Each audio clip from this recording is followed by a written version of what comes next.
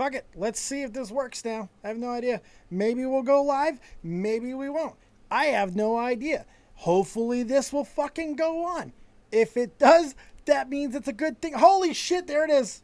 Look at it. Now it's on. We're live. Holy God. Let's start the fucking show. What a goddamn pain in the ass this has been. I'll explain everything in just moments. Let's rock and roll, shall we? Yes.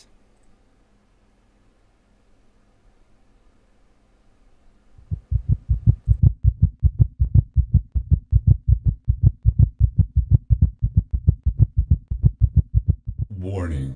Aspects of Dead on Dave are over the top and meant strictly for entertainment purposes only. Don't take it too seriously and have some fun.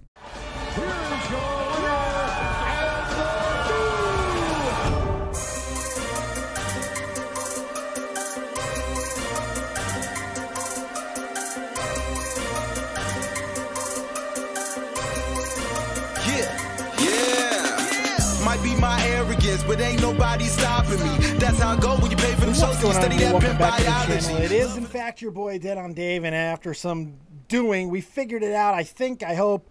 I don't know exactly where I am live, to be completely honest. Apparently, it's the continuous live stream. I couldn't set up a stream beforehand. It just didn't work out. But hey, we figured it out. It's happening. I hope everything is coming through clearly. How's everybody doing on this fantastic day? Hopefully, everything has gone well for you guys, and you're just doing fantabulous. I'm trying to close out all the other shit that I have open, because I got a million things open as I was trying to figure out exactly how to go live on YouTube through OBS, which I've never done before. So give me a pass this one time, and hopefully I can figure out how to get back to Twitch. All right, so we got a little bit of a different thing. I'm going to share this out so we can go ahead and make sure people know where I'm actually live right now, because my God. There you go. I'm just going to go throw it out there. Right there you go. This is going to be a little bit of a different of a show, even without all the other craziness that just happened, because we were going to have Assburger on today, and now after all of that, I'm glad that we did not. But he couldn't be here today. Wasn't feeling very good. Have some stuff he's got to do. Whatever the case may be, he's got stuff to take care of. Can't be here. Totally fine with me. It's understandable. But that's an opportunity for you guys. So if you want to try and be a co-host, if you have a story that you'd like to give to me that you think is Dead on Dave worthy, well, now here's your opportunity, because your face could be right here as the co-host. I'm not actually going to put your face in there, but I will get you on Discord, and you can give me whatever story that you might have. Okay. Good night. This has been a crazy day. I do got a couple things that I want to talk about before we get into it. Some of the weirder stuff, and I got to thank a couple people for giving me these stories, mainly Zanta Claws. Terry also gave me a whole bunch of stuff. I do appreciate you guys. Without you, I'd be a lot worse than I already am, and I'm already pretty bad. But we'll go ahead and start with a little bit of a Jimmy Kimmel thing. I want to give Dr. Zhivago the assist on this one, actually. Jimmy Kimmel took to late night with his monologue, as he typically does. And as he did so, he talked about someone we may all know, Ninja. Why? Because Ninja is on the cover of ESPN, the magazine. Holy shit, I know. Crazy, right? Well, if you think it's crazy to you and me, imagine what it's doing to the people who are older than us, the 40, the 50-year-olds. They don't know what to do with it. They have no idea, because they still see gamers as nerds and geeks and nothing more. Listen to this from Jimmy Kimmel. In other athletic pursuits, ESPN is making... By the way, this clip is from Ninja's stream, where he was watching Jimmy Kimmel in fear that he might be getting talked about, and he sure the fuck did. History with the new cover of their magazine. Please don't make fun of me. Please don't make fun of me. Sorry, Ninja, you're totally getting made fun of, but maybe not in the way that you thought you were going to. By week by Tyler. Please don't make fun of me, Jimmy. Ninja Blevins, who is one of the world's greatest Fortnite players. He's a video. I love that it's very specific there.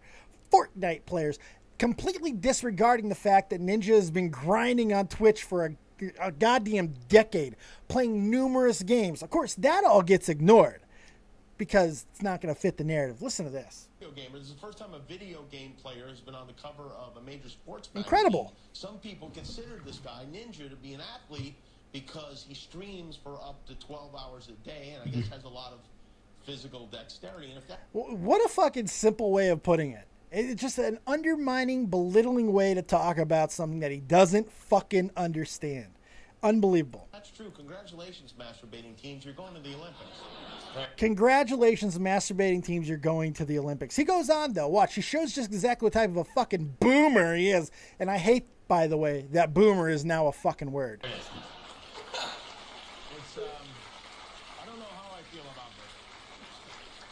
I don't know how I feel about it. It's scary to me. The traditional media is changing, and so are all the people that we perceive as athletes.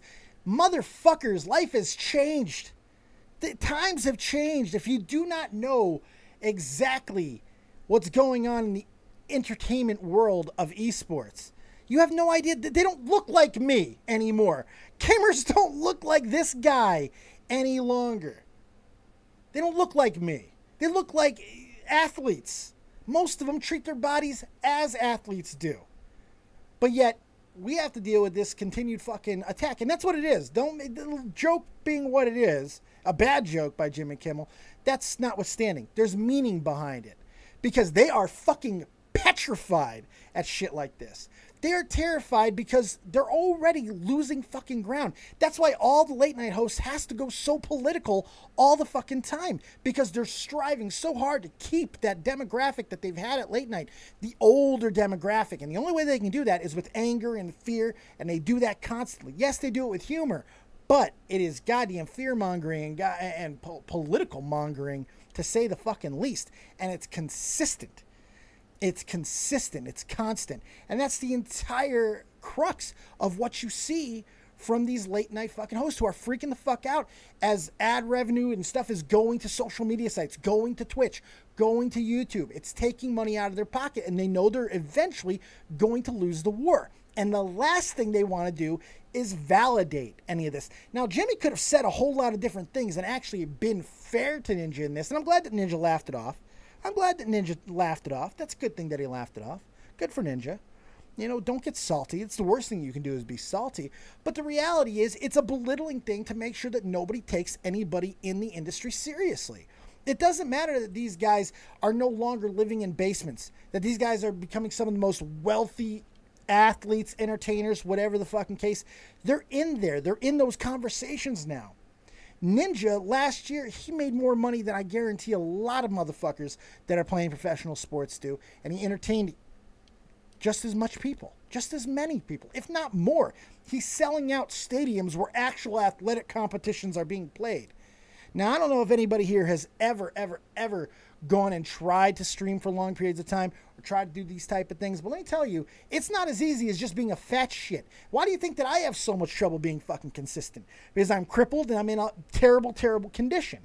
So I can't go as long. It's probably why I've never made a 24-hour stream. But guys like Ninja, guys like Ace Trainer Liam's a good example, getting himself in perfect fucking shape. This is what it's going to. That's what it's already been. These e-gamers, they're not just slobs, man. They can't compete. It's the same thing, misconception with the poker players. Now, you remember the big poker boom where it was Chris Moneymaker, the big fucking fat slob who took poker to new heights, and every fat slob in the world started getting into poker after that? It's the exact same thing.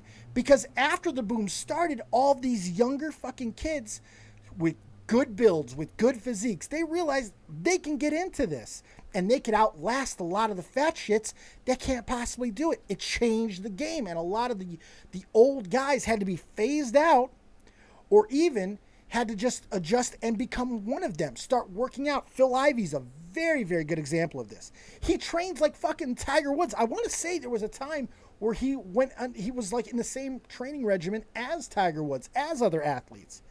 It's insanity to me. It's crazy that we've gotten to this point where nobody can fucking think for themselves, at least critically, when it comes to this new culture. The reality is the geek have inherited the earth, my friends. And you know this. I know this. Most people know this. But people like Jimmy Kimmel and the fucking boomers and Quakers, these motherfuckers are terrified of any foothold being gathered and gotten by this generation. because they know they're on their way out. Traditional television, traditional media, it's all changing. It's all melding into something new. And they're simply not ready for it. They're not prepared for it. They're going to get blown out of the water when some of these people who have not had to adhere to the same rule set that they have start surpassing them. Now, talk show hosts are probably safe. Hell, PewDiePie, a YouTuber, has been on, I think, all of the late-night talk show hosts. So some people have already acknowledged this fact and already realized the way that it's going. But yet, there's still the belittlement and this almost scared nature of the older generation because they can't realize the times are changing. Same fact with with esports potentially eventually going into the Olympics. You know, they were citing the fact that it was all about the violence that there are a lot of non-violent video games that could easily be in the Olympics. You can go with games like, I don't know, what's that goddamn soccer-like game with the cars? Oh, that's right. That could fucking do it. I forgot the name. I was trying to be coy there, but I actually did forget the fucking name. Completely gone. Racers. Oh, God. Shit. I hate that game. Fuck me in the beard. But that's what's happening. That's what we're seeing. There are plenty of games that can easily go into the Olympics, Madden being one of them, sports games that are not violent related or not violent centric. But they don't want to admit to that fact or let those games in because then they have to start validating our generation and our people, these esports athletes, you know, whatever you want to call them, these gamers, they have to validate them and put them on the Rocket League. Thank you. And put them on the exact same pedestal as the athletes that have been on Wheaties. They don't want Ninja on a Wheaties box. That's what this is about. They don't want that validation to happen. They're terrified of it. And it's time that we stop this shit. It's time that these walls are completely broken down. It's unbelievable to me at this point, with all the success and money, that these rich white motherfuckers don't go, hey, wait a second. Maybe if we actually integrated in with the entertainment that we have, instead of drawing a line in the sand, maybe we could all make some money off this. And maybe Jimmy Kimmel, what he said is completely just a joke, probably not written by him, not even in his feelings at all. More than likely that's the case, as 99% of these monologues typically go. But it doesn't mean that it can't fucking stunt any of the growth that's happening. It's just a reality. And you know what? I'm even going to take the opposite side of that for a second. Because maybe telling that joke does legitimize. Maybe the fact that we could be shit on by late night hosts and the fact that he validated us by talking about it in that context and naming Ninja by name, maybe that is a validation in and of itself. That's possible too. I guess only time's going to tell. But I'll tell you, if anything that you've ever seen in humanity is anything to go off of, they're going to fight this kicking and screaming.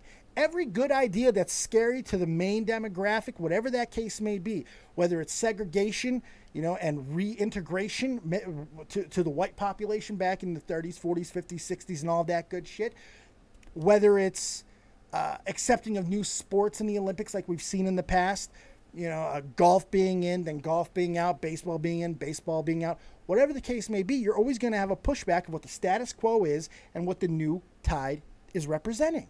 You're always going to have that divide, and they're gonna fucking fight it, kicking and screaming. It's a very weird thing to me that it's constant, that these cycles are non-stop. People are afraid of these things so much. Wrap your fucking arms around them for a change. When is that gonna happen? Now, I thought it was ridiculous. I didn't want to see Ninja on a Wheaties box. Now it's the only fucking thing I want in my life. It's the only thing that I can think about.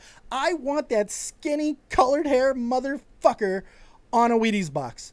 Holding up, doing the fucking Fortnite dance. I don't care. Jesus, man. That's all I want now. I want to make this. Somebody make me a Ninja Wheaties box. I want it. It's got to happen. Fucking let's start flooding the world with it because it's coming. It's coming. It's time to embrace it. All right. So there's my little rant of the day. And we're going to get into some more. Now get into waiting to call, guys. If you want to take a shot at being a co-host, I need you on. I need you to get in there. I need you to jump on with me and give me a story. It's all you got to do. Very simple. You jump in a waiting call, and you're just going to be treated like any other co-host. I'm going to give you full opportunity. Better have a story, not just a title. Better have something to give to me, and I'll give you my opinion on it, and I'll get you the hell out. Easy. Easy peasy. Easy peasy. All right, I do got another story that I want to talk about while we're waiting. Yes, GunCannon, really? Kuzan, the old media like TV shows never get the internet. It kills their views like hell, and parents are scared by it. Yeah, it really is. That's a very good point. Big shout out to everybody in the chat. Vault69, Aeon's in the house, Jeff Huffman, Optimus Wilbur. What's going on, buddy? Triple Gert, Friendly Soviet. Hello, comrade. How are you? Sylphid, how you doing? Crimson Studios. How's everybody? Reanimator. Again, now I do want to say I'm very sorry that I could not get the stream going earlier. I'm hoping I'm going to be able to turn this back and get back on Twitch as well. But everything's messed up, and I can't set a stream like I'm used to through OBS Streamlabs. I'm still learning it. I've only had it for like a day. It is what it is. Okay. So before we start taking calls, get in there, stay in there, don't leave. You're going to get your shot at being a co-host. And if I like you and you do a good job, maybe I'll get you into the rotation. This is your shot. This is your chance. Before we get there, though, I do got another story. This is a weird one. This is a strange one, and I do want to talk about this. And it all started with a tweet, a little tweet to Philly D, Phil DeFranco, as we'll see right here. No, we won't. That's great. Why didn't that work? Okay. Come on. Put it back up. There we go. There we are. Now we can see it. That's good shit. This is a tweet to Philly D in hopes that he will cover a story. And as you can see, the story is as follows. It's about a guy named Kero the Wolf. Brace yourself. He's a furry. He's a furry. So Philly posted his little everyday video. And then Alex at, wasn't it? Initiative Vegan, Intuitive Vegan, says, please talk about small YouTuber, 100,000 subs, Kero the Wolf getting exposed for raping his dog, and necrozoophilia with roadkill. Now that's where it started, and it has actually gone a little bit farther than that, oddly enough, because there was a response to it, sort of, kind of, we're not exactly sure at this point, but it is bizarre. Like, the whole thing has just gotten more and more bizarre, and I want to read to you what we saw on Twitter earlier. And again, sorry I don't have the other tweets available at the moment, but we'll get them to you. It's an interesting thing, because this guy, Kero the Wolf, says, I'm okay with humping a 4-month-old. Sorry for not responding last night. I passed out. Yeah, I'm okay with necro stuff. It's not that bloody, if it's not that bloody. But I'm totally against killing for sex. I only do it with roadkill.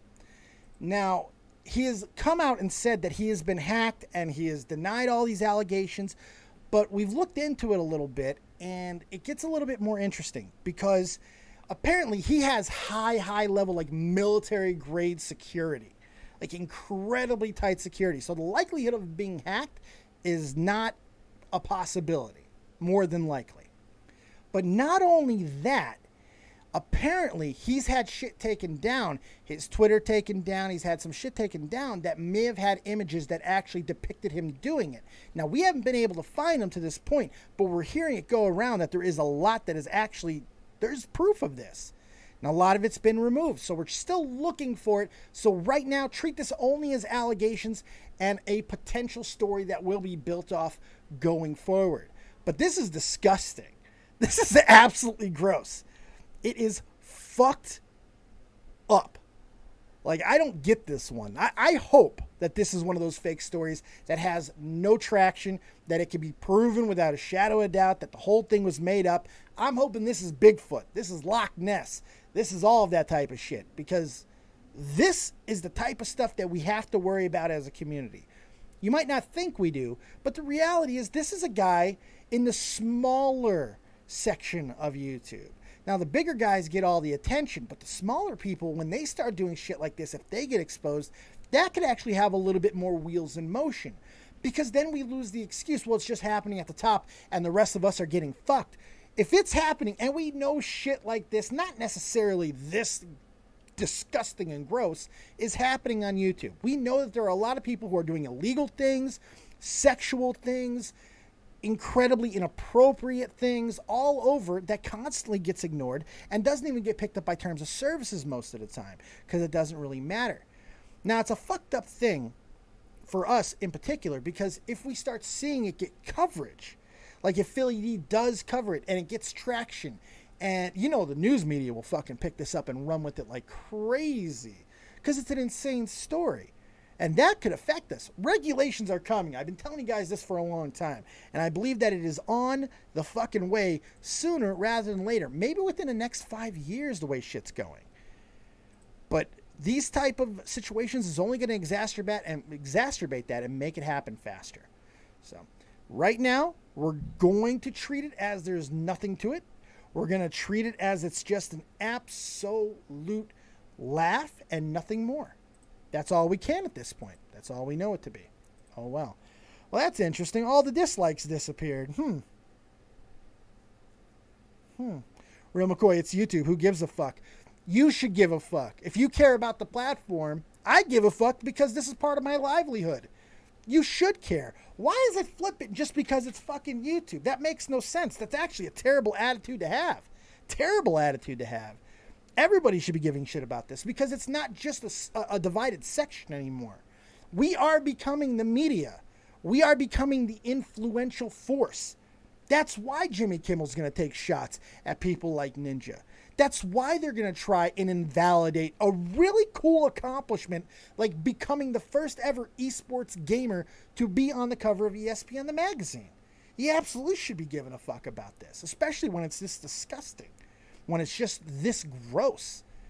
This is something that we all should be worried about because it's going to affect us. It's not just at the top tiers that we have to worry about anymore. The more attention that people get at the top and the more that we're accepted as a media source, the more that we have to worry about things like this actually affecting all of us. And the fact that YouTube continues to spit in the face of the rules and not even define itself as something it used to have in its own fucking tagline, broadcast, it kind of tells you that they already know this too. Because if they have to adhere to the same regulations, now let alone fucking talking about all the stuff that Nerd City was getting to with the Jake Paul stuff, that's just the commercialization of things. The having to adhere to the rules of how you have to advertise the people and when you're allowed to advertise people and how and all that stuff. You can't guerrilla market. But yet, these things are just as damaging. These things are the things that are going to get people talking in the wrong way about this new budding source of media. Some people don't want YouTube and social media to become on the same level as TV. And I understand why. You're worried about cross-integration. You're worried about the exact thing that we're talking about, having to be like what's the establishment already is. Because what's good about being the anti-establishment if you eventually become the establishment yourself? Well, then you're not cool anymore. Now you're just a crusty fucking dude. I don't know. The whole thing is absolutely weird to me, and I don't get it, to be completely honest. But it is what it is. Former Ghost asks, wait, did Senpai Burger get fired? No, Senpai Burger did not get fired. He had some stuff that he had to do today, last minute, so he had to cancel. No big deal. It is what it is. Okay. That's all I have. Those are the stories that I got to talk about. Now it's your turn. It's time to see if you guys can become co-hosts full on and full force and all of that good stuff. Let's see what you got today. We're going to start with my good friend. We need to make sure the translations are on. Make sure your closed caption is on because he is hard to understand at times. But he is my man, the myth, and the legend all the way from Scotland. And yes, I'm dragging this out, so he'll go ahead and unmute his microphone. Optimus Wilbur, this is your shot. You're the new co-host for the moment. Give me your story. Oh, my God, come on and fucking unmute yourself, you motherfucker. There he is. There he is. I know it feels like a long time, babe. I've not filled in. It's been a very, very long time. Let me do this right. Let me do this right real quick. All right, this is the brand new co-host. It's the one and only Optimus Wilbur. What's the story that you got for us, Will? Right, well, stories, Dave. I'm looking more at the loot box scenario in the gaming. Loot box, okay. Right. More and more countries are now backing Belgium, Finland, and looking at the possibility that this is gambling, whatever way they want to look at it. Now, with this happening, only 3 companies seem to be what EA, Electronic Arts, is being defiant, not wanting to drop it. Yeah. 2K Games are begging fans to basically side with them, and Activision's Activision. They folded. They folded like a tent, I assume. No, really, because if you look at what Call of Duty is going to bring, I can imagine microtransactions being in a small loot box scenario, but not in the sense of buying. I think they'll probably will change that. I've not played Call of Duty Black Ops 4, like the beta. Okay, apparently you're really low. Hold on. Go ahead and do me a favor. Can you turn yourself up a little bit? Yeah, sorry. What it is, Dave, I do apologise. I'm actually on my phone. I'm not on my PC this time, so that's why I'm not using my actual computer. No worries. No worries. Just try to see if there's settings on my phone I can change. I got you turned up a little bit. better? You should be good now. I got you turned up some. Hopefully that's enough. You good? You still there? Oh boy. Is that better, Dave? There Sorry. you go. You're good. Yeah, I turned you up. You're fine. Go ahead, buddy. That's right. Sorry again. It's this phone. I'm using my phone, not my PC. No worries. You sound fine. I think I had you low a little bit too because it was I was listening to music and I wasn't having it too loud. So it's more my fault than yours. Don't even worry about it. Okay. No. So you're looking at all these countries getting on board now. Australia is now going to come into it. We now know we know what they're like with banning games. With anything. If these countries really start to get on board and really take on these companies, this is a major thing. Now, you're talking about, to go back to it, I want to make sure everybody understands, more countries are starting to speak out against loot boxes as being a form of gambling. Something we've heard before. This is not a new thing, but it seems like it's starting to get more momentum, and more countries are starting to consider it as a form of gambling, correct? Yes, and one of the major things, what EA's argument is, now let's take the soccer game FIFA 19. It's just about to come out this week. Right. With their loot boxes for the Ultimate Team, I think it's similar to Madden. That's like you're collecting cards. Now, you know yourself, and I think me and you've had this conversation in the past, you collected baseball cards. Yeah. Right. So, with those cards you're buying in the game, according to EA, that's your collection of football cards for the year. As it should be. Now but there's no resale value, if you get my meaning, and that's what a lot of the arguments are coming back to. It's like, well, no, you're gambling on that loot purpose, or that spin on the roulette wheel to see what you're going to get. Whereas you know yourself, if you opened a pack of trading cards or even the baseball cards, 9-10 years down the line, whatever series that is, that's money right there, which is a resale value. So this is the argument now. People are thrown back into this argument EA is trying to bring up, where it's, no, this is just cards that you can bring in, and that's it. That's you for the year. And people's wasted. I've known people's wasted nearly £500 just on these games alone. Well, you know, it's interesting because this actually goes a little bit farther than that, too. When you just start thinking about how deep the rabbit hole can go. You guys know I'm a Pokemon trading card game player. And in that game, opening packs of cards, and same thing with Hearthstone as well, opening packs is integral to how quickly and how effective you could build decks.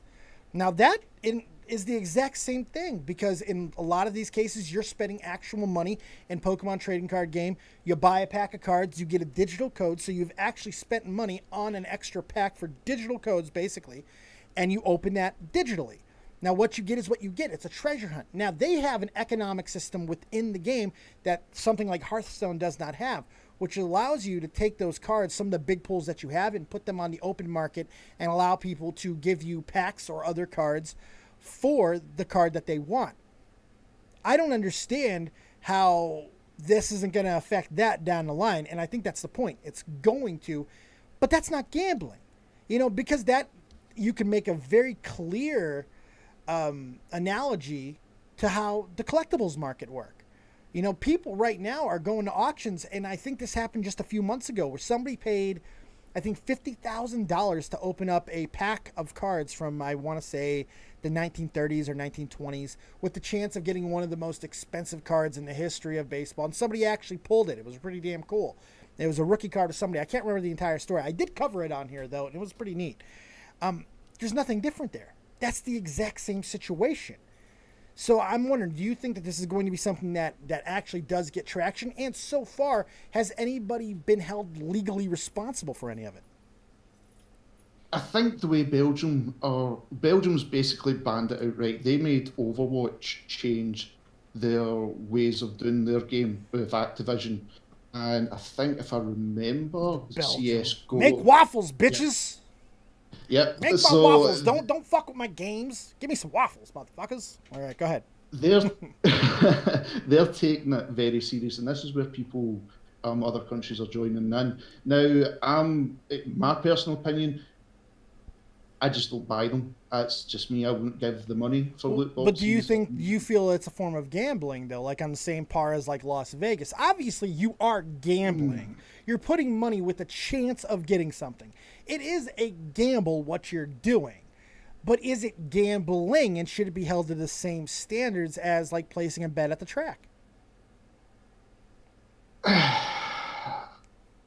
Me, no. This is the thing, and this is where maybe a lot of people might disagree with me, because, like, say if it was me and you, we're playing just Overwatch Day, right? Yeah. And let's go for the loot things. And, right, okay, let's say, right, we'll drop $20 on it. Me and you are adults, and we know what we're dropping on it, and yeah, you know what I mean? And I think that's where, like, my stand is. It's like, well, the people I know that spent this silly money is the sons of parents I know, and it's like, well, then it's down to you. Do you know what I mean? You shouldn't have left your credit card in that whole roundabout stuff. See, now that's a problem, though. Like, that whole argument is the exact argument that they're going to use against this whole thing, because of the fact that everybody is able to purchase these things in different ways. Some people will go ahead and steal their parents' credit card, but guess what? I fucking made bets as a child. I'm not going to get into exactly how I did so, but I mean, basically, no, my uncle would bring home a parlay card, and I'd fill it out every single fucking Sunday, and he'd go place the bet, and we'd all have one. Everyone in the house would have a parlay card. We'd all play the squares. We'd all do it, but it was under adult supervision. Now, I know people who stole credit cards and made bets and actually made money, you know, through nefarious means, but that was in the 90s. It was a different time altogether, but it happens now too.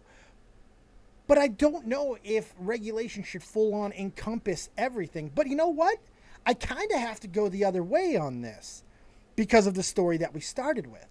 If I'm asking for acceptance of, you know, esports and gaming as, you know, regular cultural norms, then it kind of, like YouTube, is going to have to be subjugated to the exact same regulations that already follow. I don't think it's very difficult to prove that this is a form of gambling, because you are taking a risk with your money for something that could have real world ramifications to you. A lot of these people sell those things and make more money off doing it. You know what I mean? So with that, I think it kind of has to. I think it's going to have to fall into the same regulations. I don't want it to be, but when you think about it in those terms and how they all connect, it kind of has to. Eventually, regulations coming, right?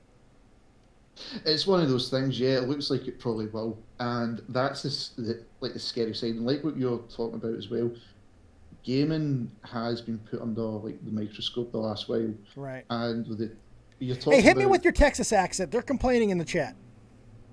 Because I've not done it in a long time. Like, I'm used to understanding you by now. They're not. So hit us with that Texas accent one time. Well, Dave, I'm going to just say it. With all those games that are now coming out, they're under the microscope. And what they're saying is, with all those live services and new online features, they're not really games anymore. You're just basically playing... can't keep it up. No, you gotta keep it going. This is the only way that you gotta call it. I would hire this guy. This is the guy that I want as my co-host. You gotta figure this out because it's amazing. So all the games are under the microscope, and basically what you're buying is something that's $60 and it's not even a complete game, and it's just easy for gamers just to sit and wait for a patch, where the publishers just go, there's the patch, but at the same time, you've just wasted $60. Look at Destiny 2. We had to wait a year to get it to work, and now it's finally a game. That is unacceptable. Unacceptable. That's from Texas, motherfuckers. Fantastic job, Will. Great job. You got anything else on that story or anything else before I start getting to the other people as well? Because surprisingly, we do have a few people who want to give this a shot.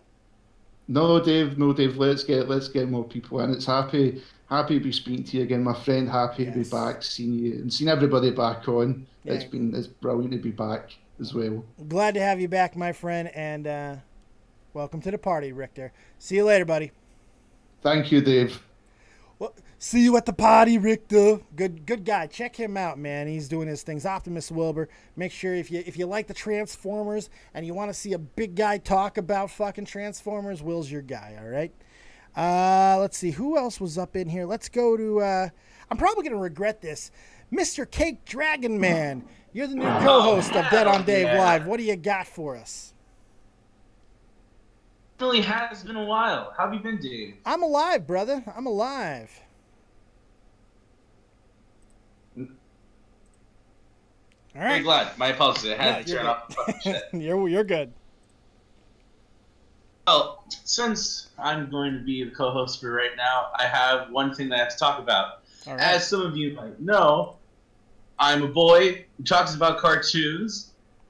Obviously, I have a lot of things to do with my life, so there's a certain drama thing that's currently going on in the cartoon community and the pseudo commentary community. Okay. No, the commentary community as well. Okay. That has to deal with the mysterious Mr. Enter's response.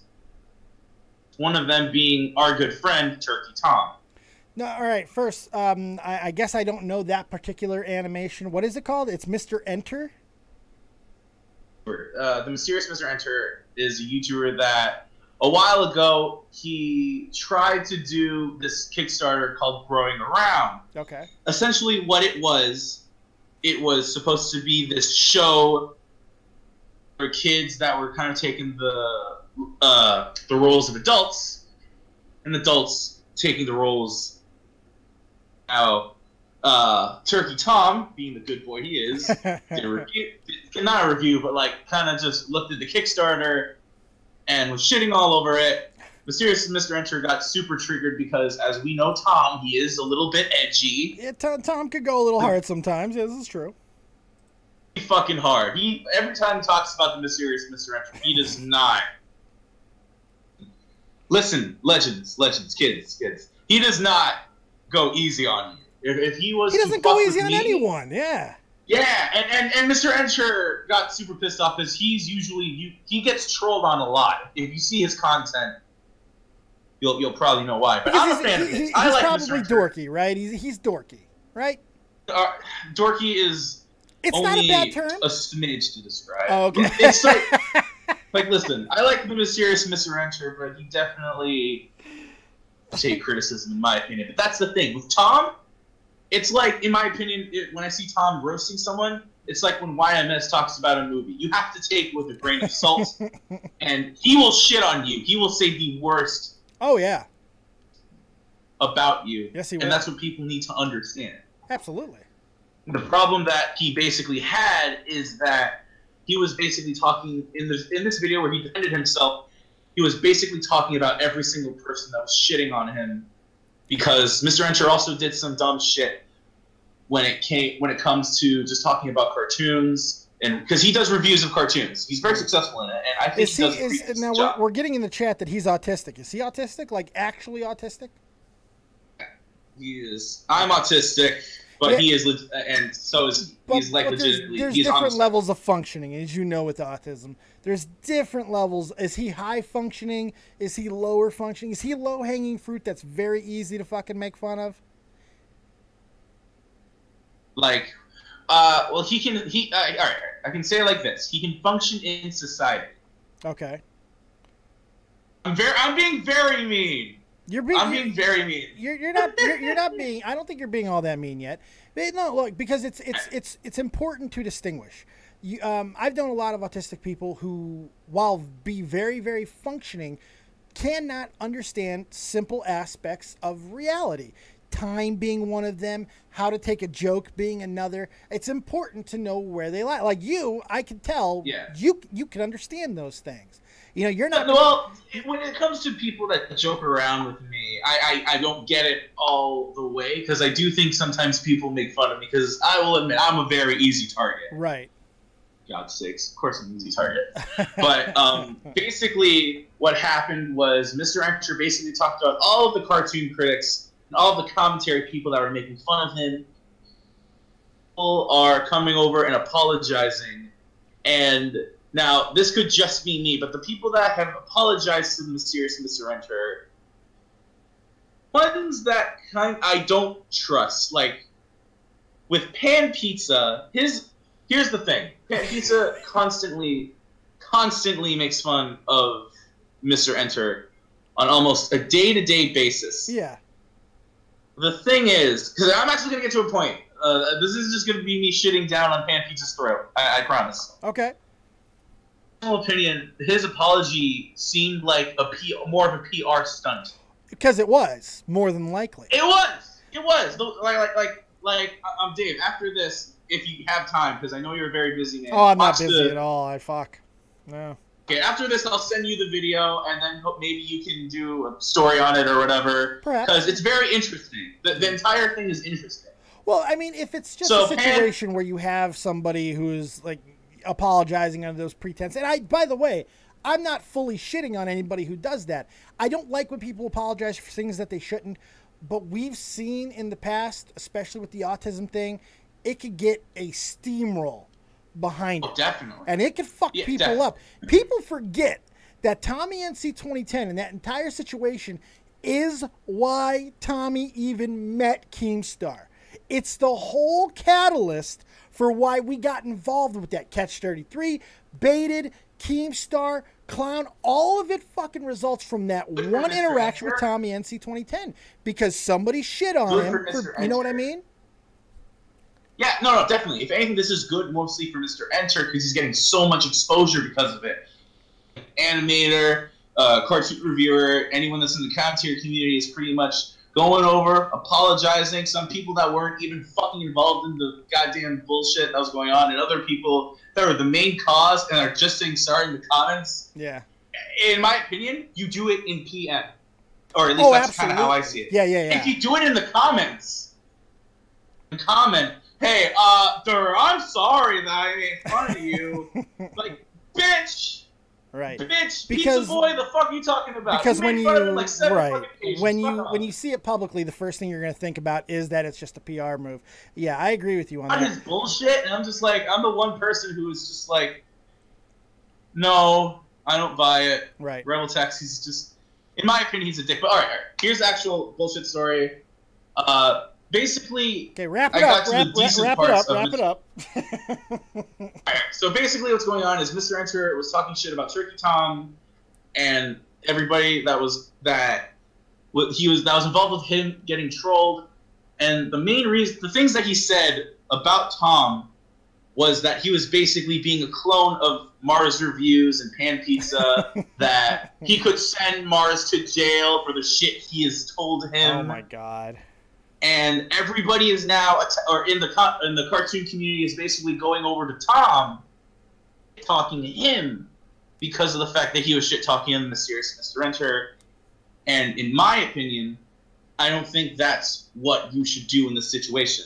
Obviously, Tom's going to see the video and he's going to just meme all over it because of the fact that, I will just say it right now, in like him speaking out to his editors, getting doxxed and everything like that, that's fine. But him actually going to Tom, looking at his content and not even understanding what his content is about, right, and saying, yeah, well, I could send you to jail, makes him kind of look bad too, because he's attacking a smaller YouTuber. Mm-hmm. Tom only has 50,000 subscribers, to where Mr. Enter has over 200,000 subscribers. See, now I'm going to stop there for a moment because I don't really have a problem when a YouTuber goes after somebody else, another YouTuber, and you have to deal with the fan base of that YouTuber. That goes without saying. You're going to have to deal with it. It just is what it is. Because once we start having that argument and we start getting into that debate, then we start having to debate whether you as a creator are responsible for what your fans do, which you are not. You are responsible for doing one thing. Don't attack these motherfuckers. Don't do it on my behalf. That's it. After that, whatever fucking fans do is not on you. You shouldn't be held responsible for it.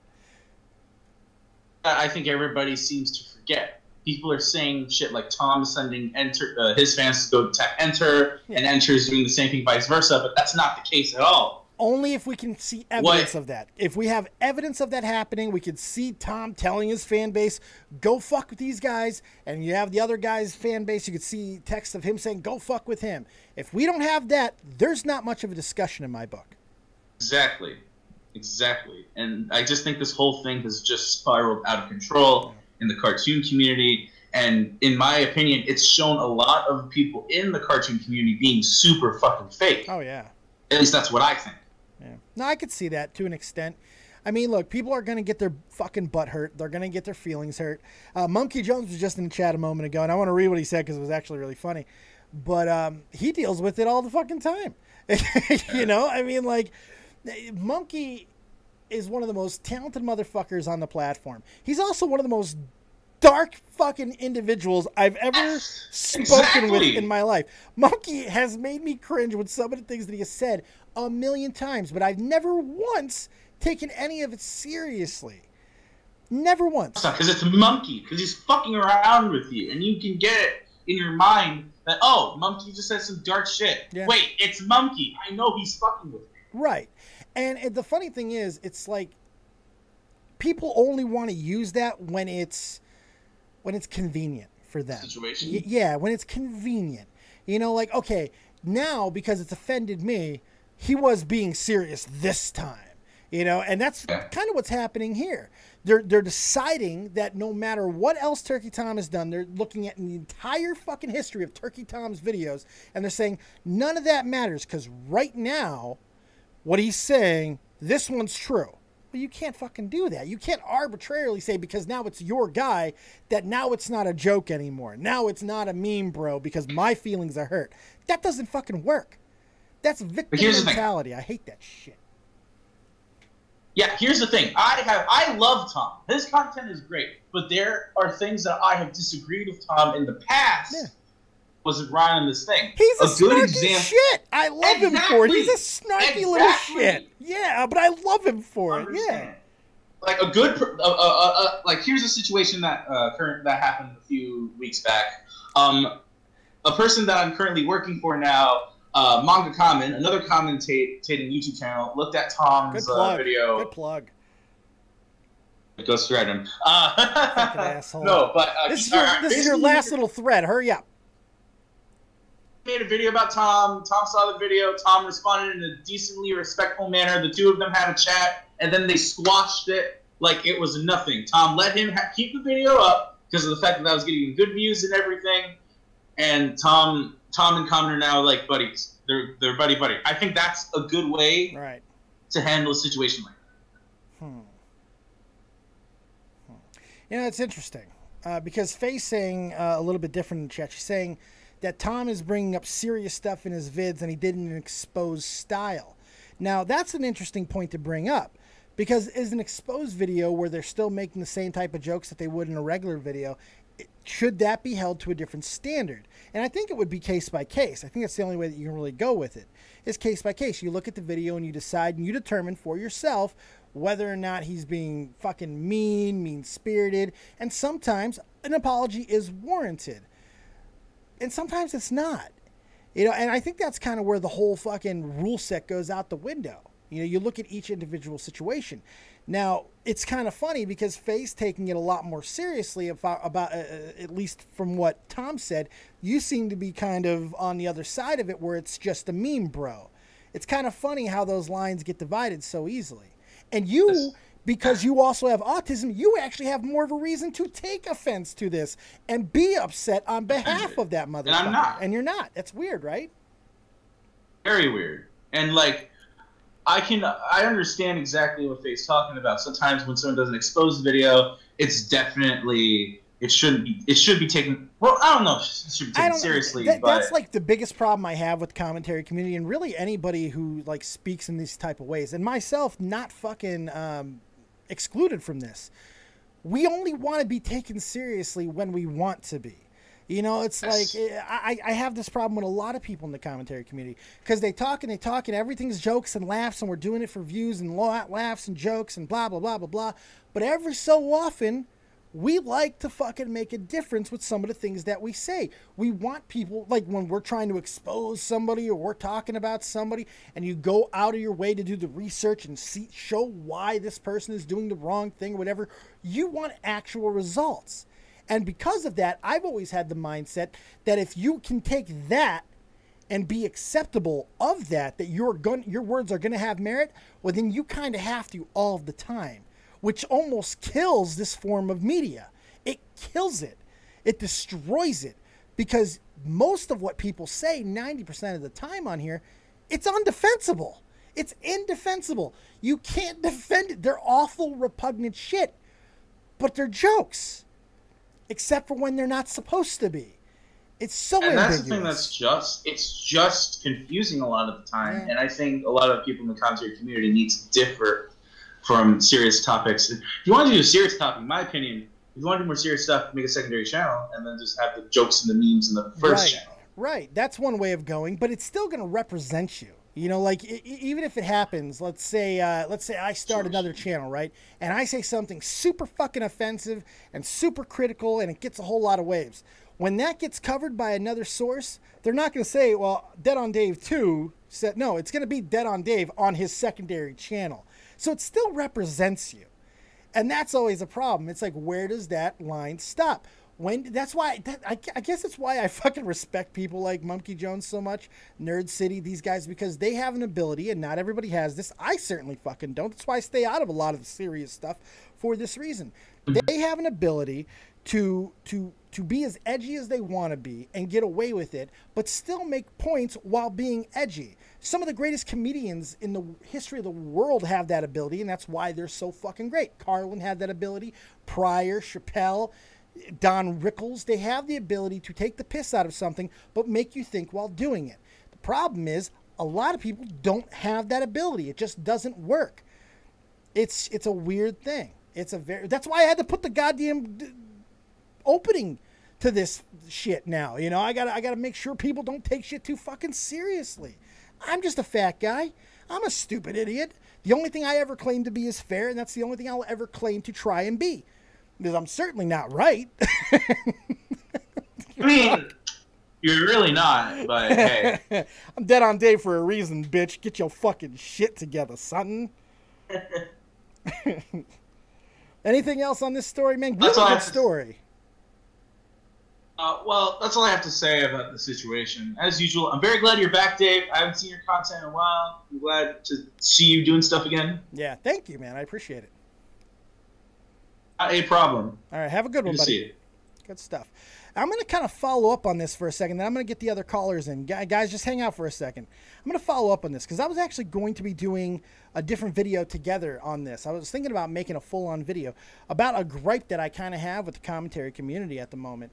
I'm getting, and it kind of falls into this same thing, because I'm getting tired of people who are always saying that they want people to change, calling out bad behavior of some of the bigger YouTubers and such, and saying they're ruining this demographic. They're a danger to children. They're a danger to this. Somebody has to do something about this. You know, all these type of things. But then in the same breath, you'll see them on Twitter the next day or the next week when the news has died down. Can somebody go and fight with somebody? Because the reality is they can't have these guys become better individuals. They can't have the people that they're talking about suddenly stop fucking up. If they stop fucking up, you no longer have a job. You got nothing to talk about. If you did, you would be making your own content instead of talking about others. And that's not even a diss. That's not even a slam. There's a lot of people in the commentary community who do a fantastic job of talking about other people's situation and providing context or jokes or different varying degrees of levity, whatever the case may be. It's an important skill to have, and it's an important form of entertainment. People like it, and it's nothing new. Radio guys have been doing this since the beginning of the fucking radio. It's what exists. But you can't be both ways with it. You can't fucking call out everybody in the world for being a bad person or whatever the fucking meme's going to be this week, and then in the next breath beg for motherfuckers to tear each other apart. You got to have that bloodlust. You have to have it. It's what's driving the commentary community. Every time that somebody fucks up, god damn it, man, everybody was complaining, Tommy included, about how we were so tired of the fucking Jake Paul shit because that's all that was going on. When's the real drama from 2016? How many times have you seen commentators use that fucking line? Man, I wish the drama of 2016 would come back. You know, that was some real fucking heavy shit that was happening in 2016. We had YouTubers, big ones, trying to destroy each other with lies. That's not something that should be fucking praised and asked for to return. So I've talked about this for a while now, about hypocrisy not always making you a hypocrite. Everybody falls in the hypocrisy trap. Most people just ignore it and don't see it, especially when it's about themselves. We all stumble over the things that we say. We all talk about things in different ways that we meant it in other times. Sometimes we change our minds. Sometimes we just trip. Whatever the case may be. Everybody does it, but the one thing that nobody wants to ever talk about is themselves being a hypocrite, because they're not mutually exclusive. Just because you have moments, and even if you have thousands of these moments, it doesn't necessarily mean that you're a bad, nefarious hypocrite who is trying to live one way while tell the world to live another. That's not a mutually exclusive thing, and it needs to stop being regarded as such. But in some instances, people do have to pick a side of where they're going to be and what's going to represent them. Now, a lot of times we just see these younger demographic people who are doing it, the younger people on YouTube, and it's very obvious as to why. They're young. Young people are stupid, and it's not your own fault. Don't take offense to that. You simply don't have the experience that people who have lived on the fucking planet longer. That's just how life goes. The longer you walk this earth, the more you fucking learn. The more you see, the more you do. That is just the reality of it. And we got to stop holding others to these type of standards that we can't possibly fucking live ourselves, because that is what makes you a hypocrite. And that is what kills your credibility on any platform. We see it all the time. So that was my little thing that I kind of wanted to go crazy with. Let's continue on. You know what? Let's bring in... This is what I was born to do. Here we go. Let's see what you've got. You're the new co-host of Dead on Dave Live. What do you got for me? Oh, wow. Can I say something before I give you my news? Yeah, I got my finger on the button, though, because I don't trust you. I'm not going to say the N-word. I have human decency. Okay, good stuff. Go ahead. I really hate how Reddit channels are now the new commentary community. The only reason they're not copyright stricken off of YouTube is because no one cares about the copyright of their Reddit posts. Yeah. They're all awful. But what I wanted to say is that Bert and Ernie are now confirmed again, and I'm glad. I'm glad because now an orange puppet, can finally have a representation in the LGBT community. Wait a second. I thought that the Sesame Street spoke out and said that they're not representing gays. Because Sesame is not canon. Well, the thing that we saw, the thing that I saw the other day, was they essentially came out and said they're puppets. They don't have a gender. They don't. Even though there are plenty of situations where we've seen marriages in the Muppet world, we've seen mothers and fathers and mothers and daughters and families in the Muppet world. We've seen it, so it already exists. But now, who's stating once and for all that Bert and Ernie are in fact gay? Me. And you're the authority. Yeah. Oh my God, that's amazing. But I mean, we have been confirmed that... Oh, sorry for that voice crack. That's all right. It's hot. Cool. The Muppets have been confirmed to have genders by the fact that Kermit the Frog's a real sexist. That's why he calls Miss Piggy a pig. Her real name's like Samantha. She's a pig. It's not Samantha. Whoa, Dave. The pig. Dave, you just calling a woman a pig live No, on she's the not a Dead on woman. She's a Muppet depicting a fucking pig. What are you talking about? Kermit's a frog. She's a pig. Fozzie's a bear. I don't know what the fucking Elmo is, but Big Bird's a bird. Snuffy's an elephant. They have representations. Are you calling Kermit a frog because he's French, you racist? No, I'm calling him a frog because he says my name is Kermit the Frog. Yep, that's what I thought. Did you die on me? You still there? Oh, yes, I am. All right. I also have a new story, another story. You have no, you get one story. It's not my fault that you fucking gave me a piece of shit story. Wait a sec. What do you mean? I got a really good story. No, well, not if the first story is to be judged off of. Why wouldn't you bring me your best story? I wanted to set up hype, okay? Oh my god. All right. Well, you failed. All right, go ahead. You're real fucking quick. I want to talk about the new Beatles track, the new Beatles album, Sgt. Pepper's Lonely Hearts Club Band. Okay. It's got that good XXX. Get away from me. When I'm 54, get away from me. You're fired. You will not be considered as a co-host. Good job. Get away from me. Goodbye. What the fuck was that? Let's try Kuzan. You're the new co-host of Dead on Dave Live. What do you got for us? How am I supposed to live up to that? I think if you fart in the microphone, you'll live up to that. Oh no, hell no, I ain't gonna do that. Oh well, then you're God, you big pussy. All right, what do you got for me? I was actually going to ask. It's really uninteresting now compared to all these. So you're a retro gamer, right? Yes or no? Because I see all the plushies in the background a lot. Yeah, I used to do retro gaming and stuff. I like all games, but yeah. Okay, so the story I wanted to put out is that like esports has kind of made gaming like an elitist thing now. Esports has? Yeah, like I don't know. I'm speaking purely as a retro gamer at 20 years old. Okay, okay, all right. I'm already gonna blow up this argument in about 2 seconds, but go ahead. Oh no, go for it. Well, no, because I want to hear where you're going with it because I hope it's not as simple as I'm thinking it is in my head. But go ahead. Oh, okay. I just think a lot of people take gaming way too seriously. Okay. Like for what it used to be back in the day. Like usually you used to like throw a controller at your mate, and then it used to be, hey, let's play some like Mario or something. Or I don't know what your experience was back in the day with gaming. Okay.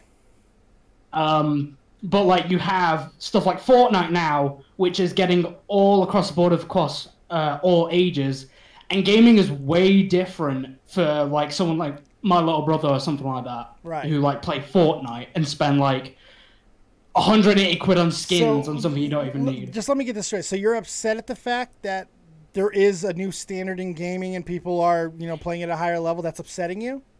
I'm feeling like I'm becoming an old man, and I'm only 20 years old looking at kids playing Fortnite. Well, this is nothing new, though. Yeah. Right, but let me give you an analogy. Let me give you a quick analogy, because this is really simple. Do you remember, you ever play sports as a kid, like with your friends? Not organized sports, but just sports in the back lot. You throwing footballs around, kicking the soccer ball around, whatever the fuck you do. I don't know.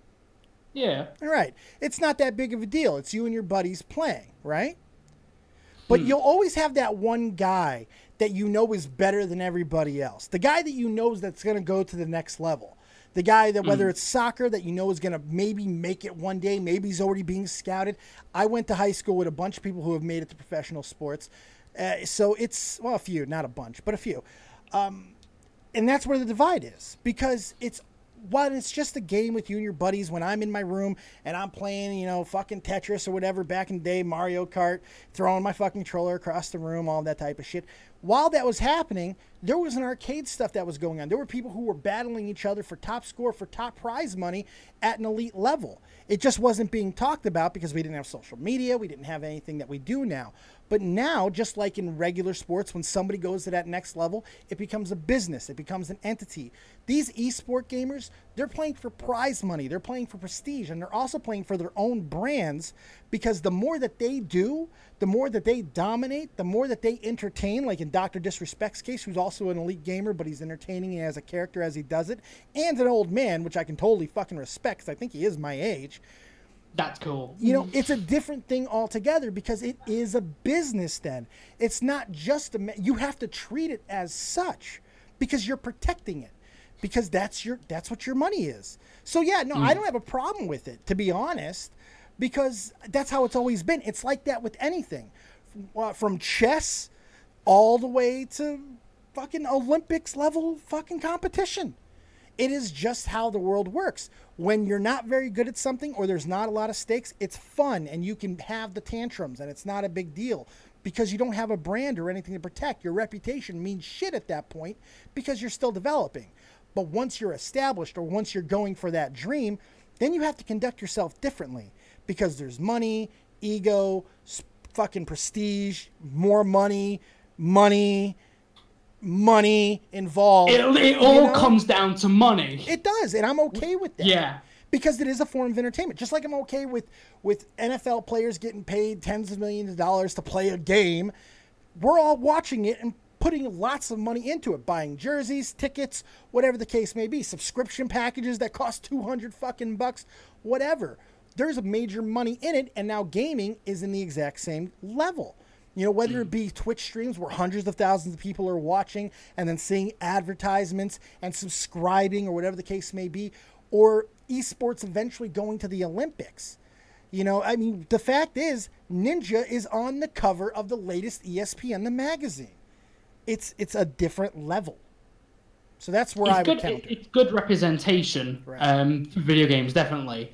But the difference dynamic, which I was trying to get to, was when you buy a game, like back in the day, you'd have a physical copy. Sure. Nowadays, you would have a free-to-play game, which anyone can get access to, which is a great thing. And anyone who can play a game get access to it's a great thing. Right. Yes. But when it comes to stuff like, oh, here's a pass, it costs around 30 quid. Okay, so you buy little Jimmy a 30 quid thing. Oh, but there's like extra packs that he needs to get. You know, they're not essential to the game, but they're things that all the cool kids have. You're on a different argument now, right? Because like you're all over the place. I'm not on about just like esport. I'm on Why about are you the being games such an old man? I don't understand this. I don't know. I think here's the thing, right? I do live streams, right? I'm up to with modern day stuff, but like I'm not kind of an online gamer. I've always been like kind of single player. You know, I'm an old man stuck in my like little wheelchair here. Right. Well, let me ask you a question. Can't you just ignore it? Ask me. Explain. Sorry. Just ignore it. Like, I mean, don't buy into it yourself. You know, just because other people are buying into it, they have every right to. If they want to pay the money for the DLCs, you don't have to necessarily. I mean, I get why it sucks. But here's another thing, and this is where I always go with the DLC argument. Since it's a different argument altogether, we'll pick it up here. Because games are different now. We never got games the size of the things that we're getting at the moment. And the fact is, game development takes so long as it is, they can't always put everything that they design into the idea for the initial game. Take like a Fallout, for example. That was a really good example, actually, because that was a game that was released, and then we had like 3 or 4 different DLCs, and then we got a Game of the Year edition that was re-released with all of them together. Now, some people don't like that, but I know if they would have taken all the time it would have taken to have all of the DLCs in there, and everything at the time, they would have had another year, maybe year and a half, possibly even 2 years of development, and it kind of wipes out all the work that they were trying to do, because by the time the game is fucking released, it's out of date. So you have to do it in DLCs now, because the size is so much different, and we have mediums to do it. First it was discs, and then it was adding on to the discs with downloadable content. Now everything's digital. You know, so we have the ability to do it. Now, I draw the line at those microtransaction bullshit things that EA loves to fucking do. That's a different thing altogether. And I don't get pissed off at Fortnite for what they do, because all their stuff is cosmetic.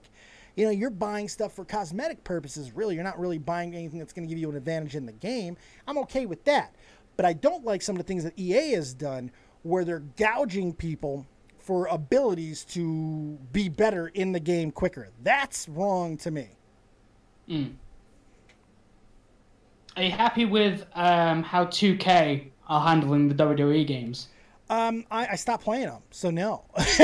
You know, you are playing 2K19 with Zombie Triple H? I like that they're trying to load it up with a whole bunch of things, but nah, you know, it's just like, it's not for me, because I'm an old man too. I'm a crotchety old fuck as well, so no, I get it. I totally do. I tried to get Tonkasaw to watch Raw and get the new 2K19 game. He won't play it. He won't do it. Good luck with that. No, you ain't doing that. All right, man, I want to get to these other callers. Thanks a lot, buddy. Thank you very much, mate. It was good. Good job, bud.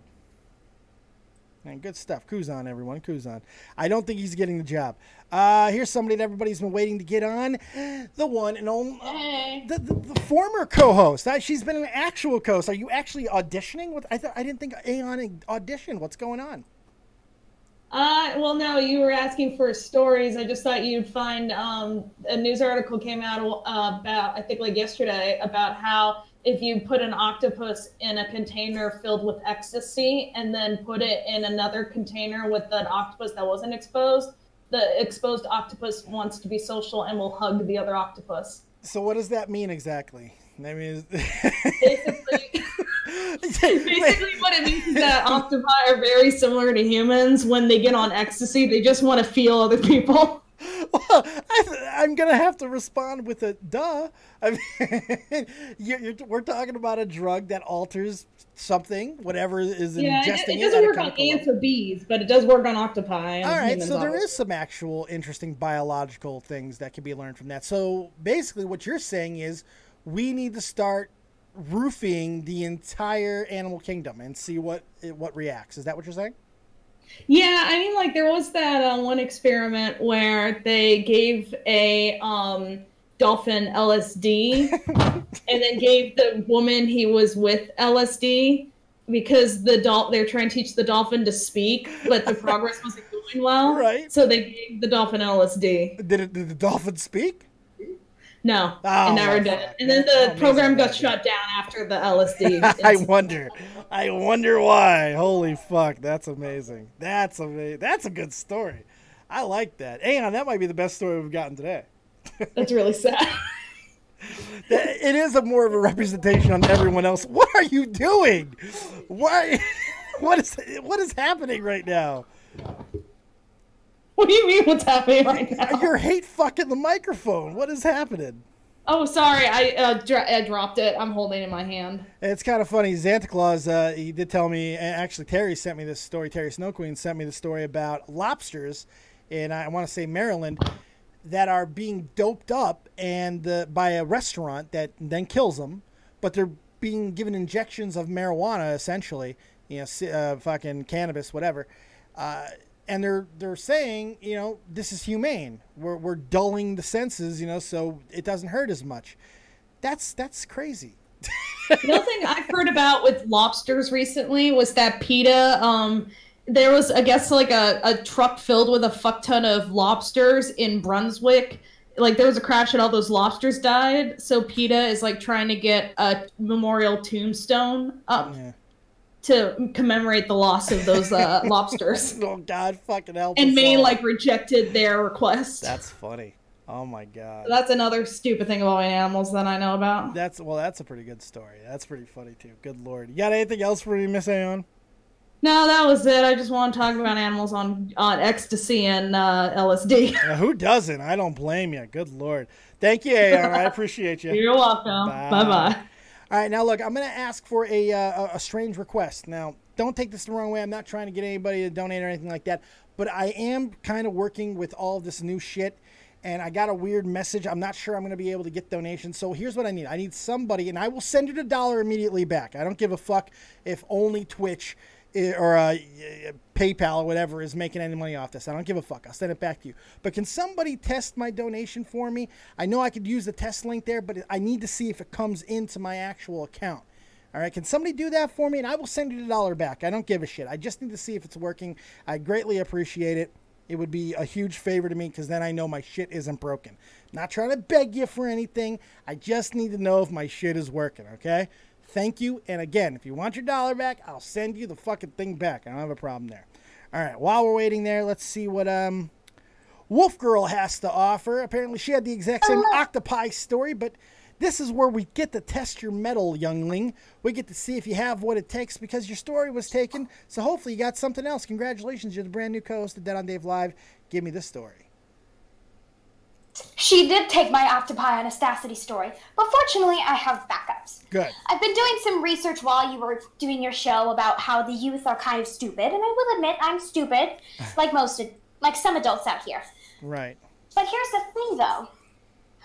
Companies, like the changing generations, these older generations have to learn to adapt to the new times that the younger generations are giving them. Yeah. But here's the thing, though. Companies also have to do the same thing, like you've said before. Right. Like, for example, the falling stocks of GE and all the old companies, while Apple's and the new companies at the gaming industries are on the rise. Okay. That's the point I'm trying to make. All right. It has dropped 52% due to the fact that, like, I have an inside ear when it comes to this shit. It's been growing and growing. It's been booming due to the fact that what am I called? Gen X? Gen Z? I don't even know what you guys are called anymore. I'm gonna call us Gen X. Right. And I like the iPhone, for example. Phones is kind of mentor that comes with it. Yeah. While meanwhile, other stock companies, like other energy companies, don't really have that advantage over us. We want the newest, the freshest thing. Well, Our yeah. mate. Trying to get across. Yeah, it's trends. Also, we're on the brink of a technological renaissance. That's the way I see it. But we're not on the brink. We're in the middle of it. I still think the brink, because I think there's so much more there is out there. Oh, it's never going to waiting. stop. It's never going to stop.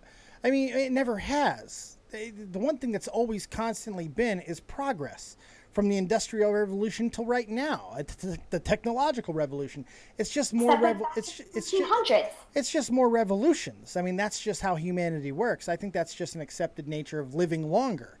The longer we strive as a fucking human race, as a population, the more we're going to develop, the more we're going to find, the more we're going to push boundaries. That's just development. That's how it works.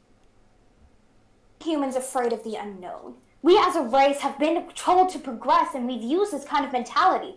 But trouble still, to progress? What are you talking about? Humans have never had trouble to progress. We live in the most... Not what I meant. I phrased that wrong. We've been progressing just fine. We're the top of the animal kingdom. We're okay. Still having trouble adapting to our own races and times. Or at least that's the way I see it as a youth. No, I don't see that at all. I think that the older generations have problems, adapting to the younger generations. But again, that's something that's always happened. They're not supposed to. They lived in their generations and they lived with their type of upbringing, and now there's a new type of upbringing, and you don't necessarily want to fucking buy into it. But the youth of America, or the youth of the world, is pushing forward like they're going to. Why? Because the old fuckers are going to die. So that's what's always going to happen. And then, your shitty world is going to come to my hands. Yes, and then in 50 years, you're going to be the confused person as to all this newfangled shit that's happening. And then somebody's going to be on some fat shit's fucking podcast or whatever the podcast equivalent is in 50 years, complaining about you guys not understanding the youth. This is all cyclical. This is how the world works. Exactly. Yeah. So I don't understand what you were confused about.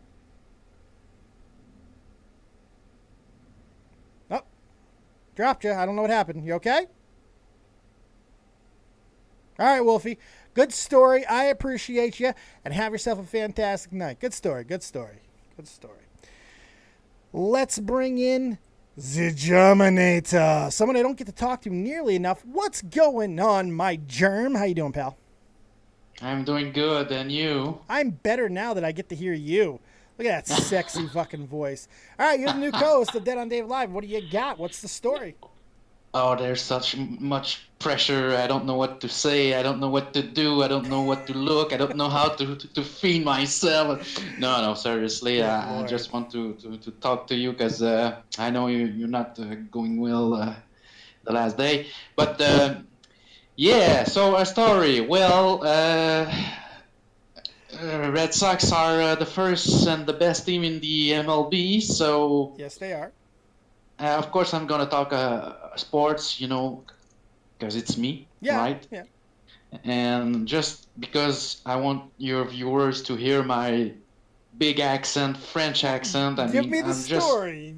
Like, stop telling me how you're gonna fuck the horse and start grabbing that horse and hump the fuck out of it. What's the story, my man? Yeah, well, that's my job. Again. Oh, well, that's not good. No, that's not good. That's not good. No, well, you know, it's life. It is like it is. I'm sorry to hear that.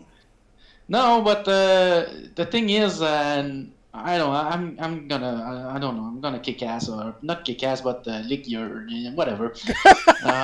I don't know what's happening. I have no idea what's happening, but I like where it's Even going. if I have bad news in my life, you inspire me because I mean, you wake up every day and you say, "Fuck you know."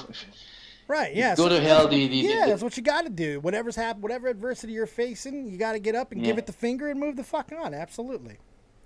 So, other than that, I don't have a story, man. I mean, the last girl I hear, man, I mean, her voice is like I was listening to Harry Potter again. I mean, and no disrespect. I mean, it was so cute. It was like hearing, how do you say it in English?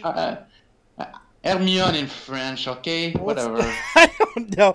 All right, I have no idea what's happening right now, but Germinator, it's really good to hear from you, Bal. No, it's really good to hear from you. And hopefully everything's going to go with you on the job stuff, man. Call in more often. I miss you. I will try. And how about, before you go, how about Max Domi being exactly like his cheap shoddy fucking father? Okay. Oh, my God. So you want, No, I can't. We can't talk about hockey more than 30 seconds or we'll lose all the viewership. Everyone will go away. Yeah, They'll all leave. I just want to say, holy fucking hell, right? My God, what a little fucking... No, that's bad. That's bad. I mean... In preseason hockey. And the worst thing is gonna be suspense only for the preseason. Oh, I mean, what's the point? Bullshit. Really? Are you kidding me? They're only suspended for preseason? 5 games, but preseason. Oh, that's garbage. That's garbage. Garbage, you say? I mean, come on. No, right now, anyway, with the way the Canadians are... That's 20 games. That should be 20 games. That's 20 games. Of course. Yeah. Oh, I'm with you. But now I'm leave go. Because, I mean, Canadians right now... Sucks. You fucking front runner. You goddamn fucking bandwagon chaser. I love go. You know how many Canadians fans are puking in their fucking French croissants right now because of what you just said? Go, Leafs, go. Yeah. I'm a Nordiques, so I don't care. So anyway. Good point. All right, Jared, let me get these other two on. Can we talk about wrestling?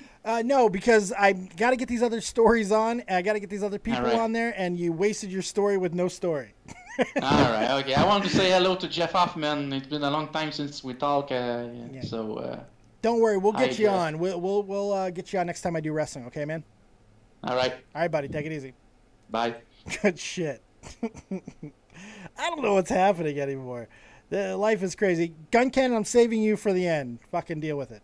All right, Mystic, now it's your chance to go ahead and be the co-host of Dead on Dave Live. What do you got? I can hear myself. I don't like it. Oh, you can hear yourself? I can. Oh, it's because I'm wearing earbuds. Oh, okay. Oops. Story? What story? I thought I had to say I'm a hot girl and you just let me on. No, well, I mean, typically that would be, but I mean, the title matters today. Okay. You just killed my joke. I'm sorry. Anyway. What do you have for me, Mystic? I wanted to talk about how shit Raw was. Okay. Well, give me something individual that we can talk about. We're not doing a Raw review. Okay. And I still hear myself, and that means everybody can hear me echoing. Okay. Fucking just... How about this? If I take one headphone off with the microphone away from any other headphones, does that sound better? Let me talk. Okay, yeah. Nope, I can still hear myself. Fuck me. So many would. So many would. I hear. I gotta get something out of this. Oh my god, I can't do it. I'm looping. I can't do it. Okay. Can't do it. Can't do it. Love you, Mystic. I'll do push talk. Good god. Oh, I took myself out. I took myself out of there. You get out, not me. What the fuck? Took myself out of there. All right. Faye's gonna make GunCannon. Wait, show him how it's fucking done, Faye. Show everybody exactly how a co-host is supposed to conduct themselves, because I know you got a story. Hit me. Hello. All right. So, Kylie Jenner tried milk. Yes, I saw this, and it got a fuck ton of attention, correct? It's because she's always like, I'm vegan, I care about the animals, and then she's like, but I love cow tit milk. And everybody was like, Kylie, how could you? And she's like, listen, Stormy drink milk, now me drink milk. And they're like, bitch, we all know you're not breastfeeding. And she's like, you're right, my tits are too fake for that. Oh my. And that's it. That was the story. It was really interesting. I learned a lot. It was about cereal, right? I really hope that Vegan Gains makes a video about it where he pretends to shoot and stab Kylie Jenner. Oh my. Yes, He's pretend. my favorite YouTuber. Yeah, we know how much you love Vegan Gains, yes. He's so insane. Holy Lord. He's doing skits again. There was this one girl, and she did a carnivore diet, so he makes a video about him. He's like, oh, I got an all-meat diet for you, and then pretends to, like, jack off on her face. It's really funny. Oh, my God. Thank you, Faye. All right. Is that all you have for me? Can I go to... Yeah, you can let GunCannon. I'm going to go to GunCannon. All right. Take it easy. Bye. That's Faybel, everybody. Tuesdays are typical day, but I think this has been a good thing overall. By the way, I'm not sure that there is anything I can even do about the Streamlabs things at the moment. It looks like there is an issue with Streamlabs. There's a message, we're experiencing some technical issues. Please try again. So it's very possible that nobody can get donations right now. And I don't know if that's true. I don't know if you guys can go check it with somebody else who has Streamlabs. Maybe you have Streamlabs yourself. I don't know if any links are working, because I'm getting a technical issues thing when I go to the Streamlabs dashboard. So that's great for my fucking donations today. Son of a bitch. It's not my fucking fault. Good Lord. Jack off on vegan. Yes, Jim, we need more jack off on vegan story. All right. GunCannon, I don't know how you're going to follow that up, but you are here with us. And yes, I did see what you sent me. Oh, I'm sorry. I was asleep. Is Faye done? She's done talking about fake boobs and stuff, right? Dude, she had a story about Vegan Gains jacking off on somebody's face in effigy. Come on. Who the fuck is Vegan Games? Well, it doesn't matter. He's an asshole. Big asshole. Big asshole. Yeah. Oh, this is great. I'm not going to pull it up, but you guys got to see this. This is off of.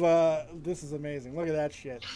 You said you wanted him on a Wheaties box. That's all I'm saying. It's happened. GunCannon made it happen. Look at that. I'm not going to pull it because I don't want to fuck with the whole stream right now, but look at that. Holy shit, GunCannon, you are a marvel. Good job. Good job. Not a problem.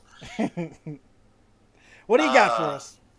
Okay, so I haven't had a chance to even really fully discuss this with you, but so today, or this week, the Tokyo Game Show has been going on, but the big news came out yesterday was from Sony, the PlayStation Classic.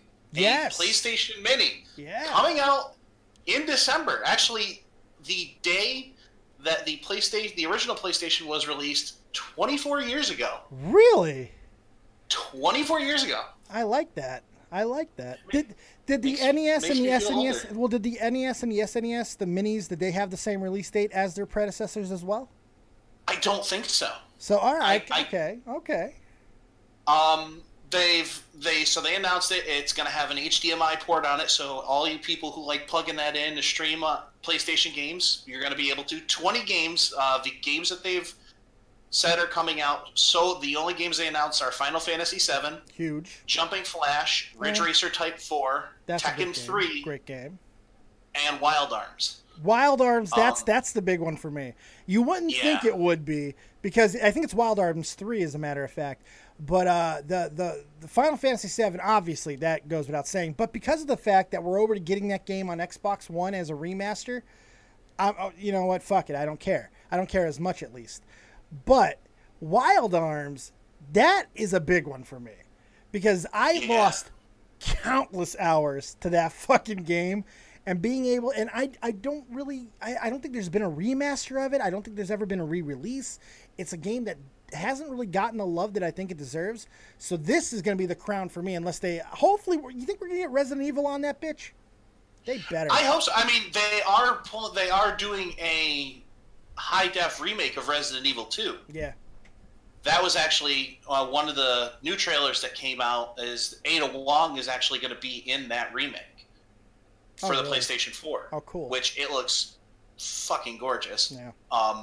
But I don't know. I hope it is. They have to put a Resident... You'd think that they would have to put a Resident Evil game in there. I mean, Square Enix gave Final Fantasy VII. Right. Resident Evil was the horror game for that system. Yeah. It should be on there. Absolutely. Did Silent Hill come out on PS1 or PS2?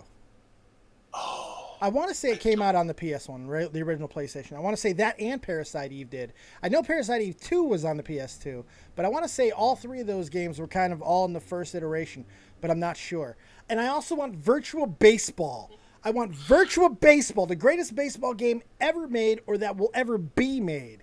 Put that motherfucker on there. Come on. Yep. Silent Hill did come out on the PlayStation 1. It was, yes? Yes. Yeah. Yes, it did. So that needs to be there as well. Yeah. That needs to be there as well.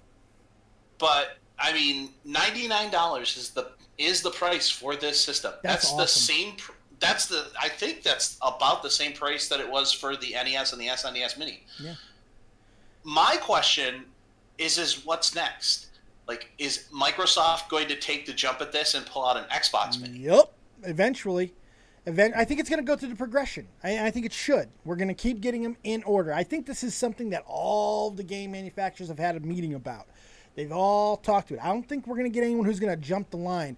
In fact, you know, it's kind of unfair because I don't think Commodore got its just due, but I think that's been released, that it's coming out like a Commodore Mini or something of that nature as well. I know that we've had something like the Atari as well, but I don't think those two really need mini representations because I don't think they're going to sell particularly well. Nintendo did, obviously, because the NES is arguably the most important system to ever come out. It's more important in my eyes than the Atari 2600 or the Commodore 64, any of those. This was the big one for me, was Nintendo. I mean, without the NES, we have nothing after that, you know? Yeah. Well, Nick says that they're making Xbox games backwards compatible. No, that's fine.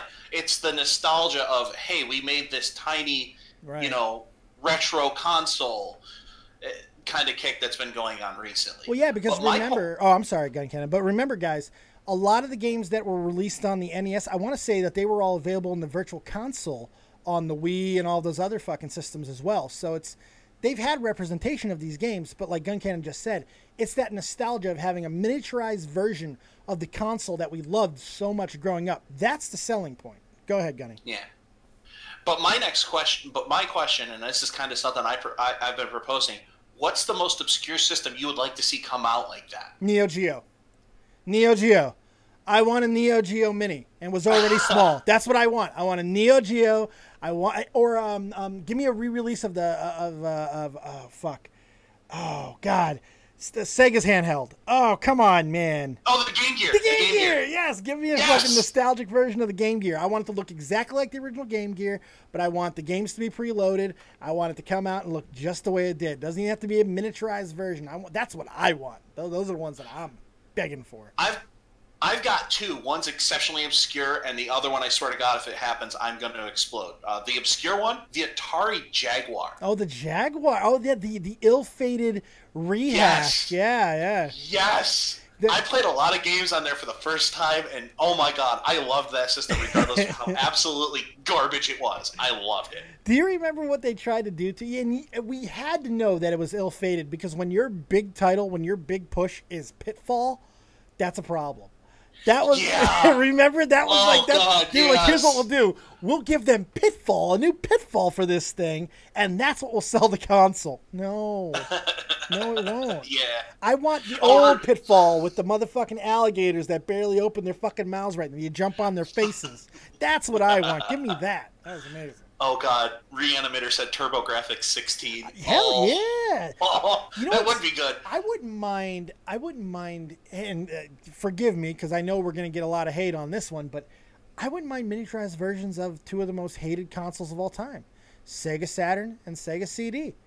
I kind of wouldn't mind it. Yeah, you know why? Night Trap. I want to play Night Trap again. Actually, and that's where I'm going with my second one. My second one is a mini Sega Dreamcast. Yes. Arguably, and this might ruffle some feathers too, arguably the greatest system ever made. A system. It was the system that introduced internet play. Everything. It introduced everything. It had the memory cards that you could actually play the games on. There were all these amazing things and advancement that the Dreamcast did. But the marketing is maybe the most abysmal in the history. How did that system fail? It was ahead of everything. You remember playing Code Veronica X on that system? It was so much better than the PlayStation version. It was so much better. I want to see it, but I want to see it with those. What I thought were the most comfortable controllers to ever use was their controllers. Yes, and with the memory card in it, with the LCD screen, was fantastic. Yes, bitch. And they can do so much with that. I mean, there was a third-party company that re-released the Duke, the original Xbox controller. They re-released it for the Xbox One, but where the big Xbox logo was in the middle, they replaced it with an LCD screen, and the Xbox logo actually is animated on it. Oh, wow. It's the coolest shit. But, no, I would love to see a Dreamcast Mini. I would love to. I would love it, yeah. And even, what you could even do is you just call it the Sega system, because Sega no longer makes systems. You bundle in the CD, the Sega Saturn, and the Dreamcast. Yeah, okay. Okay, yeah, I'm following on that. I wouldn't mind that. You just make a big, but what would it look like? You know, it's like because they looked so different. Because the Dreamcast had such a different design than anything that Sega had ever done up to that point. You know, throw them off, and I'm going to take a cue from someone in the chat, or I'm going to take a cue from Will in the chat. Throw them off, make it look like the Sega Master System. Okay, all right, all right. I don't know. Just throw them completely off. People in chat are like kind of disagreeing with the importance of the Dreamcast. Man, look, I get that PS2 had longer life and more games and all of that, but when you look at for what the Dreamcast did and the games that came out for it that was specifically for it, games like Shenmue 2, fucking Omnimusha, what was it, Xenoblade. All these games that were coming out for that system that didn't come out on others, those games are some of the greatest games experiences that you're ever going to have, and you were only able to experience it there. It's why they were so fucking incredible. And people forget that so easily, man. But for my money, that was it. That Dreamcast was shit. I ended up having to sell mine when I was a kid. I went and I bought a new one, like, maybe 10 years ago. Mm-hmm. Not a new one, but I repurchased one like 10 years ago. I have no idea where I moved, but I really want to go out and get. You died on me, Gunny. No, you died on me. Everyone's dying on me today. But fantastic story, Gunster. You still there? Dead? All right. Love you, Gunny. Thanks. Good story, and thank you for the Wheaties box. All right. We're going to go ahead and wrap it up now, because I think it's been a pretty good long show. We've done a lot of good things today. Much better than I thought. Sorry it took me so long to get it up, but sometimes when you become a certain age, you have those problems. Nothing you can do about it. And there's no shame in it, guys. None. Sometimes it takes you longer to get it up. It's okay. But it was fun. We got a lot of new co-hosts that tried out. Don't know if any of you make the bill. But this was all because Assburger unfortunately had some stuff that popped up and was not able to make the show. And no, it was not a relapse, Mumkey. Not a relapse. And that's what I at least I wasn't told it was a Maybe it was, but I was told it was not. It was something else entirely, which, sometimes life happens. Nothing you can do. But Assburger will be back next week, as will all the other co-hosts, except Wednesday night, because I'm going to be doing a sleep study. So, again, thank you guys for all the support today. I do appreciate you. I'm going to look and see what's going on with the Streamlabs thing. If you have a Streamlabs link that you get donations off of, can you test it for me and see if your own shit is working? I don't know, not send yourself money, but just make sure that you can even go to it and get to it. And let me know, because I want to do a little research and find out what's going on and see if it is on my end, if I have to update stuff or not. All right? Thank you guys very much. I greatly appreciate you hanging out with me tonight. I don't have an outro fucking set up, I just realized. So I'm going to play the open again.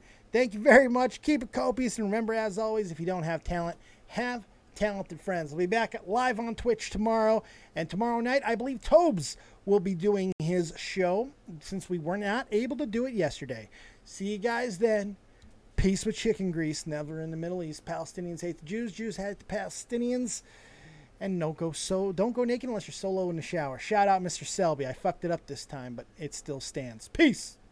Warning. Aspects of Dead on Dave are over the top and meant strictly for entertainment purposes only. Don't take it too seriously and have some fun.